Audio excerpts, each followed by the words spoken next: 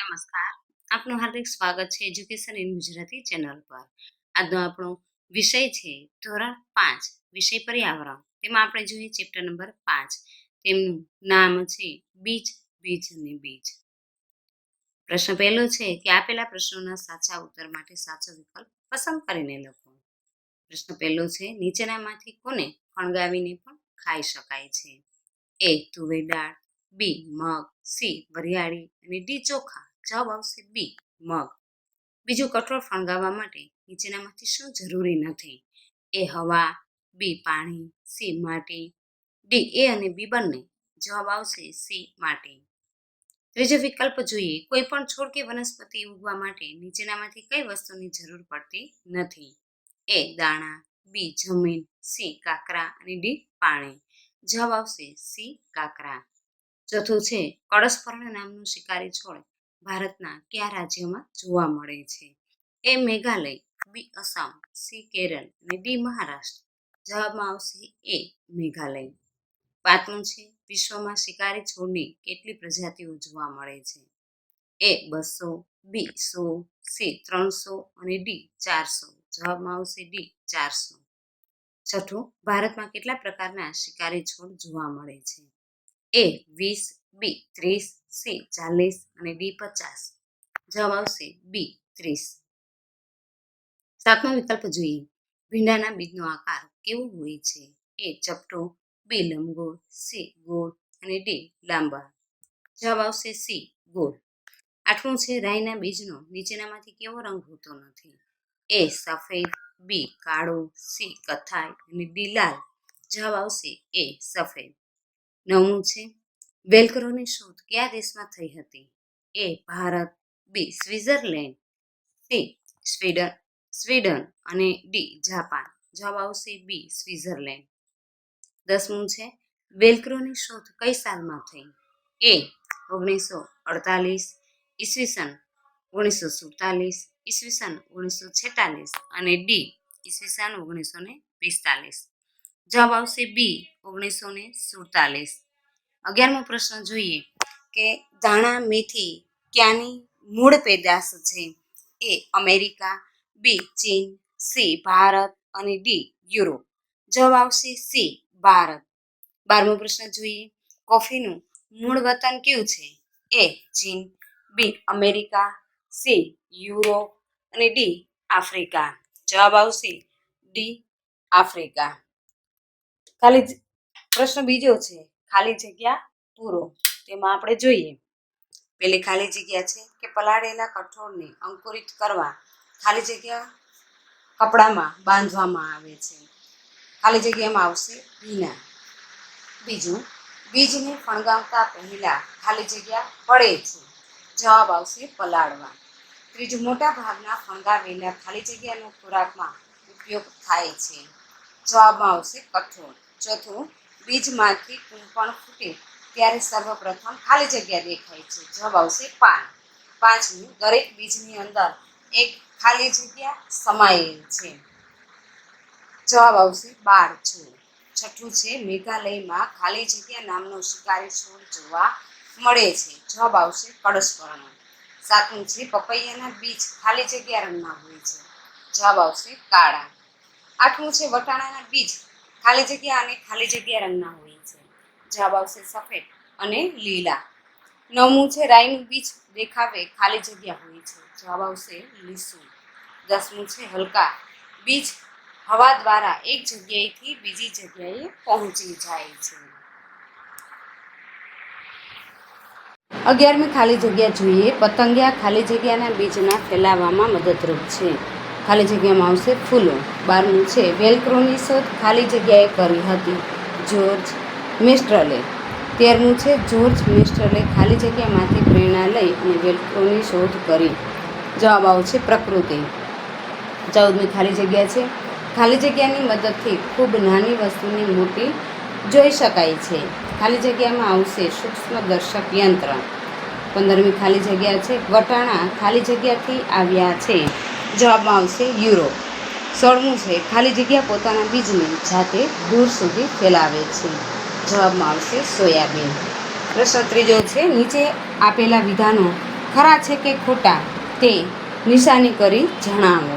પેલું છે કઠોળનો ઉપયોગ કરતાં પહેલાં તેને રાત્રે પલાળી રાખવું પડે છે. આ વિધાન સાચું છે. બીજું છે ફણગાવેલા કઠોળ કાચા ખાઈ શકાતા નથી. આ વિધાન ખોટું છે. ત્રીજું બધા જ કઠોળને અંકુરિત થતાં સમાન સમય લાગે છે. આ વિધાન ખોટું છે. ચોથું છે વિવિધ બીજમાંથી છોડ ઉગતા અલગ અલગ સમય લાગે છે. આ વિધાન સાચું છે. પાંચમું છે બધા જ બીજ અંકુરિત થતા નથી. આ વિધાન સાચું છે. છઠ્ઠું છે છોડને યોગ્ય પ્રમાણમાં પાણી ન મળતા તે સુકાઈ જાય છે. આ વિધાન સાચું છે. સાતમું છે વૃક્ષના બીજ હરીફરી શકે છે. આ વિધાન ખોટું છે. આઠમું છે વૃક્ષના બીજ ફેલાવવામાં માણસનો કોઈ ફાળો નથી. આ વિધાન પણ ખોટું છે. નવમું છે કેટલાક બીજ કપડા પર પણ ચોંટી જાય છે. આ વિધાન સાચું છે. દસમું છે વેલ્ક્રોમાં ઉપર નીચે એમ બે પટ્ટી હોતી નથી. આ વિધાન ખોટું છે. 11મું છે બટાકાનું મૂળ વતન USA છે. આ વિધાન ખોટું છે. 12મું છે કેટલાક છોડ પોતાના બીજને જાતે દૂર સુધી ફેલાવે છે. આ વિધાન સાચું છે. ત્યારબાદ જોઈએ આપણે પ્રશ્ન નંબર 4 કે નીચેના પ્રશ્નોના એક બે વાક્યમાં ઉત્તર આપો. એમાં પહેલું છે કે બીજ એટલે શું? તો તેનો જવાબ જોઈએ કે બીજ છે વનસ્પતિનો એક એવો ભાગ છે કે જેને જમીનમાં દાટ્યા બાદ તેને યોગ્ય પ્રમાણમાં હવા, પાણી અને ગરમી મળે તો તેમાંથી બીજો છે એ છોડ ઉગે છે. ત્યારબાદ આપણે જોઈએ બીજો પ્રશ્ન કે ખોરાક તરીકે ઉપયોગી કેટલાક બીજના નામ આપો. તેમાં આપણે જોઈએ ચણા, વાલ, વટાણા જેવા કે કઠોળ, રાઈ, તલ, જીરું જેવા મસાલા અને ઘઉં, બાજરી, મકાઈ જેવા અનાજ વગેરે બીજનો આપણે ખોરાક તરીકે ઉપયોગ કરીએ છીએ. ત્રીજો પ્રશ્ન છે કે કયા બીજનો ફણગાવીને પણ ખોરાકમાં ઉપયોગ કરી શકાય છે?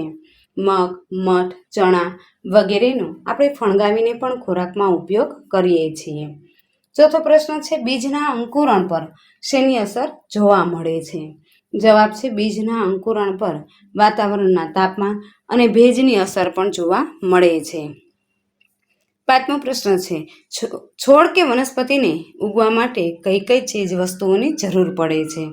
જવાબ છે છોડ કે વનસ્પતિને ઉગવા માટે હવા, પાણી, સૂર્યપ્રકાશ, માટી વગેરેની જરૂર પડે છે. છઠ્ઠો પ્રશ્ન જોઈએ કેટલાક છોડના પાંદડા પીળા શા માટે પડી જાય છે? જવાબ છે કે જે છોડને યોગ્ય પ્રમાણમાં પાણી અને સૂર્યપ્રકાશ મળતા નથી તેના પાંદડા છે એ પીળા પડી જાય છે. સાતમો પ્રશ્ન શિકારી છોડના નામ જણાવો. જવાબ છે કળશપર્ણ, ડોસેરા, નેપ્લેસિસ, માખીઝાડ વગેરે શિકારી છોડ છે. આઠમું છે કળશપર્ણ વિશ્વમાં ક્યાં ક્યાં જોવા મળે છે? તેમનો જવાબ છે કળશપર્ણ ઓસ્ટ્રેલિયા, ઇન્ડોનેશિયા અને ભારતના મેઘાલય રાજ્યમાં જોવા મળે છે. નવમો પ્રશ્ન છે આપણે બીજનું વર્ગીકરણ કઈ કઈ રીતે કરી શકીએ છીએ? તેમનો જવાબ છે આપણે બીજનું વર્ગીકરણ તેના આકાર, કદ, રંગ, દેખાવ, ઉપયોગ વગેરેને આધારે કરી શકીએ છીએ. 10મો પ્રશ્ન છે બીજથી રમી શકાય તેવી એક રમતનું નામ આપો. નમૂના ઉત્તર છે તેમાં આપણે જોઈએ કે અમારે ત્યાં કેરીના કોટલાથી ઈંડુની રમત રમવામાં આવે છે. 11મો પ્રશ્ન છે બીજના ફેલાવા માટે કોણ કોણ મદદરૂપ બને છે? જવાબ છે બીજના ફેલાવા માટે પ્રાણીઓ, પક્ષીઓ, માણસો, હવા, પાણી, ઝાડ વગેરે મદદરૂપ છે. 12મો પ્રશ્ન છે વેલ્ક્રોનો ઉપયોગ ક્યાં ક્યાં થાય છે?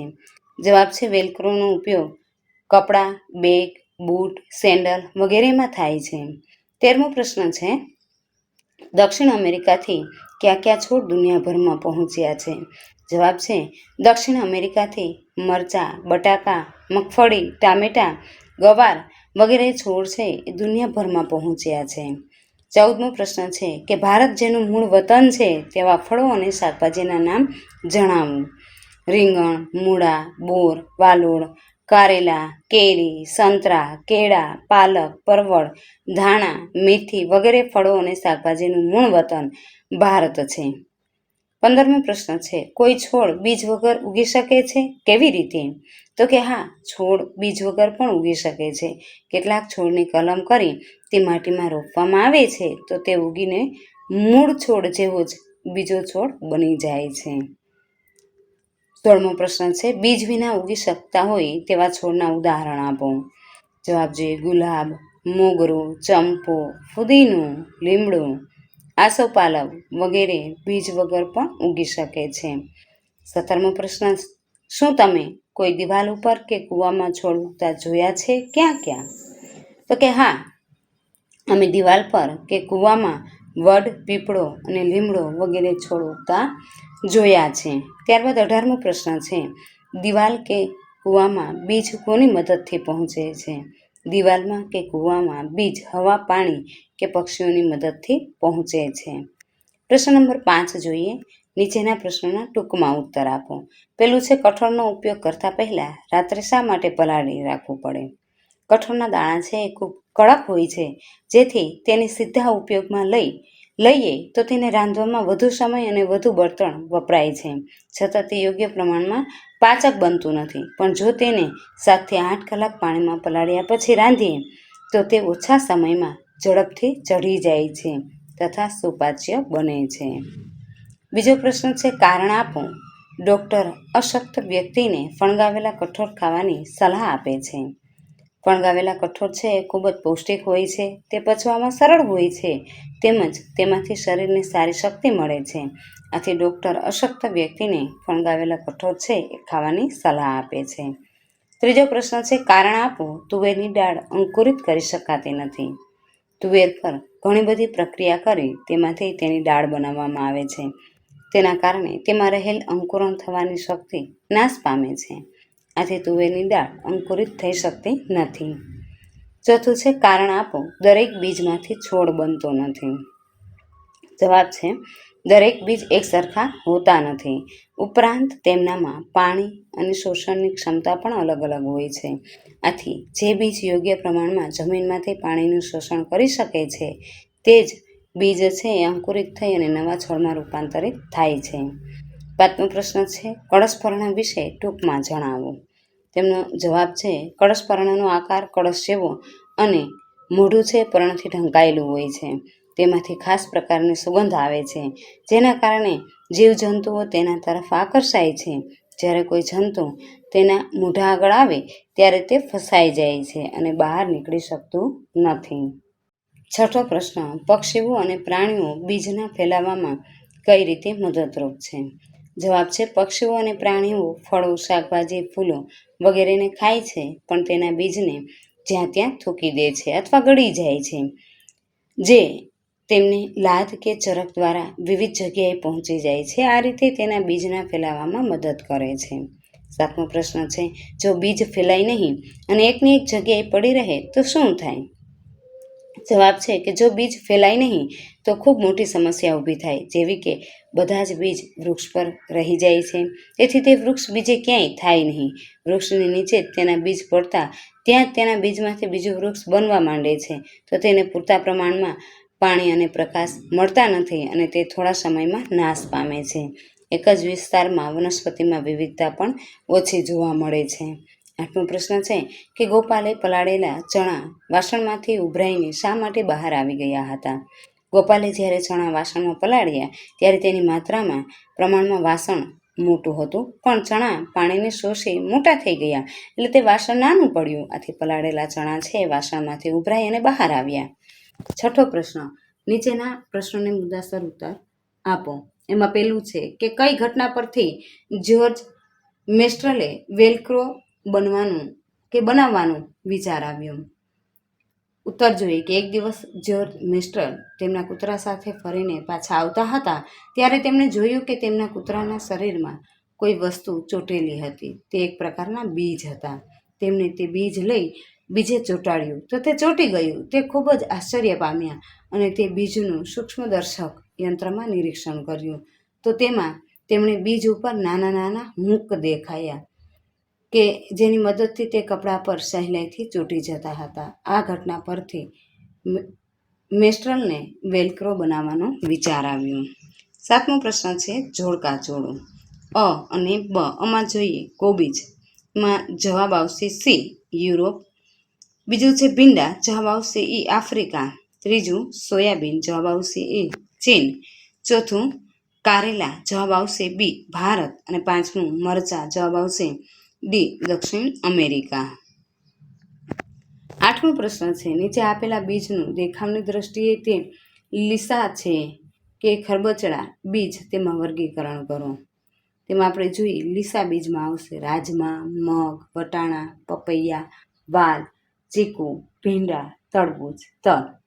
ખરબચડા બીજમાં આવશે ચણા, જીરું અને કેરી. ત્યારબાદ પ્રશ્ન નંબર 9 છે, માગ્યા મુજબ દરેકના બબ્બે નામ આપો. મોટા બીજ કેરી અને એવોકેન્ડો. બીજું છે નાના બીજ તલ અને રાઈ. હલકા બીજ જીરું, અજમો અને વરિયાળી. અનાજ તરીકે ઉપયોગી બીજ મકાઈ અને બાજરી. મસાલા તરીકે ઉપયોગી બીજ મેથી, જીરું, મરિયા, વરિયાળી વગેરે. ખાઈ શકાય તેવા ફળોના બીજ તરબૂચ અને ટેટી. સાતમું છે ચપટા બીજ રાજમા અને વાલ. શાકભાજીના બીજ ટામેટા, ભીંડા અને ગલકા.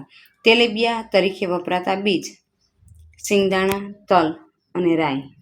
10મું છે કોઈ પણ બીજના અંકુરણ માટે હવા અને પાણી બંનેની જરૂર છે તે સાબિત કરતો પ્રયોગ વર્ણવો. તેમાં આપણે જોઈએ હેતુ કે કોઈ પણ બીજના અંકુરણ માટે હવા અને પાણી બંનેની જરૂર છે તે સાબિત કરવું. તેમાં સાધન અને પદાર્થમાં જોઈએ 3 વાટકી, થોડા ચણા, બારીક સુતરાઉ કાપડ અથવા રૂ, પાણી ઢાંકવા ઢાંકણ વગેરે. આકૃતિ આપણે જોઈએ. આકૃતિ પહેલી, બીજી અને ત્રીજી 3 આકૃતિ આપેલી છે. પહેલામાં જોઈએ કે બાઉલમાં ચણા અને પાણી છે. બીજા બાઉલમાં ભીના કાપડની પોટલીમાં રાખેલા ચણા છે અને ત્રીજા બાઉલમાં જોઈએ કે ખાલી ચણા છે. હવે આપણે પદ્ધતિ જોઈએ કે પહેલું છે કે થોડા ચણા દાણા અને 3 વાટકી લો. પહેલી વાટકીમાં ચણાના 4-5 દાણા નાખી વાટકીને પાણીથી ભરી દો.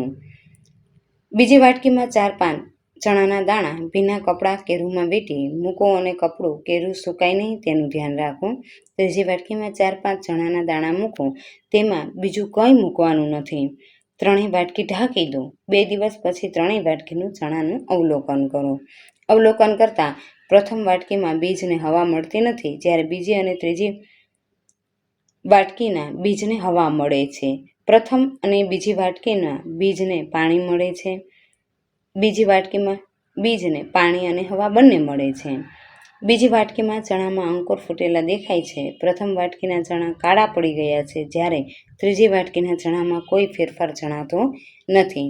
આ પરથી આપણે કહી શકીએ છીએ કે બીજને અંકુરિત થવા માટે હવા અને પાણી બંનેની જરૂર છે. ત્યારબાદ આપણે 11મો પ્રશ્ન જોઈએ કે વિવિધ બીજમાંથી છોડ ઉગતા અલગ અલગ સમય લાગે છે તે સાબિત કરતો પ્રયોગ વર્ણવો. તેમાં જોઈએ હેતુમાં વિવિધ બીજમાંથી છોડ ઉગતા અલગ અલગ સમય લાગે છે તે ચકાસવું. એમાં સાધન અને પદાર્થમાં જોઈએ માટીના કુંડા કે પ્લાસ્ટિકના પહોળા મોઢાવાળા ડબ્બો જેમાં નીચેથી કાણું પાડી હોય રાઈ, મેથી, તલ, પાણી અને માટી વગેરે. આકૃતિમાં જોઈએ કે 3માંથી સૌથી ધીમે વિકસતો છોડ તલનો છે. તલ કરતાં ઝડપથી અને રાઈ કરતાં ધીમો વિકાસ પામે મેથી, અને રાઈ છે એ 3માંથી સૌથી ઝડપથી વિકાસતો છોડ છે. પદ્ધતિમાં જોઈએ કે દરેક માટીના કુંડા કે પ્લાસ્ટિકના ડબ્બામાં માટી ભરો. હવે દરેક કુંડા કે ડબ્બામાં અલગ અલગ બીજ જેવા કે એકમાં રાઈ, બીજામાં મેથી, ત્રીજામાં તલ સરખા પ્રમાણમાં લઈ અને બીજને ધીમેથી માટીમાં દાબી દો. પછી તેમાં ધીમેથી યોગ્ય પ્રમાણમાં પાણી રેડી સૂર્યપ્રકાશમાં મૂકી દો. રોજ તેનું નિરીક્ષણ કરો. જે દિવસથી માટીમાંથી છોડ બહાર દેખાય તે દિવસથી અવલોકન નોંધવાની શરૂઆત કરો. અવલોકન: લગભગ 6 થી 7 દિવસમાં માટીમાંથી સૌપ્રથમ રાઈનો છોડ બહાર આવતો દેખાય. છોડ બહાર આવ્યા પછી છોડમાં 1-2 દિવસ તેની ઊંચાઈમાં ફક્ત 0.5 સેમી જેટલી ઊંચાઈ વધે છે. તેમાં માત્ર નાના પાંદડા ફૂટે છે. 2-3 દિવસ પછી તેની ઊંચાઈમાં નોંધપાત્ર ફેરફાર જણાય છે. તે લગભગ 2 થી 4 સેન્ટીમીટર જેટલો ઊંચો થઈ જાય છે. સાથે સાથે નવા પાંદડા પણ ફૂટતા જણાય છે અને તેનું પડ કે પ્રકાંડ પણ થોડું જાડું થતું હોય તેવું લાગે છે. બધા કુંડામાં બદલાવ અલગ અલગ જોવા મળે છે. સૌથી છેલ્લો તલનો છોડ થતાં તે વધારે સમય લાગે છે. આ પરથી આપણે કહી શકીએ છીએ કે અલગ અલગ બીજમાંથી છોડ બનતા અલગ અલગ સમય લાગે છે. થેન્ક યુ વિદ્યાર્થી મિત્રો.